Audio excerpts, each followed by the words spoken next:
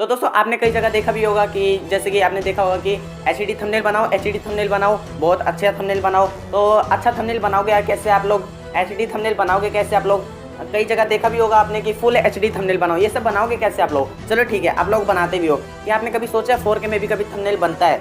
तो अगर आप लोगों को बनाना है, कैसे बना सकते हो 4K में अपने थंबनेल को, अपनी वीडियो के लिए, किसी भी चीज़ के लिए, या फिर कोई भी, चाहे इंस्टा के लिए या फिर फेसबुक के लिए या फिर यूट्यूब की वीडियो के थंबनेल के लिए। तो दोस्तों आज की इस वीडियो में हम ये पूरी बात करेंगे कि, और मैं आप लोगों को बताऊंगा कि आप लोग ये कैसे कर सकते हो कि आप HD thumbnail, full HD thumbnail और साथ ही साथ आप 4K में अपना थंबनेल कैसे बना सकते हो। तो चलिए दोस्तों मैं लेके चलता हूँ आपको फ़ोन की स्क्रीन पर, और स्क्रीन पर चलने के बाद मैं आप लोगों को बताऊंगा कि आप लोग 4K थंबनेल कैसे बना सकते हो। तो चलिए दोस्तों अब मैं आप लोगों को बताता हूँ।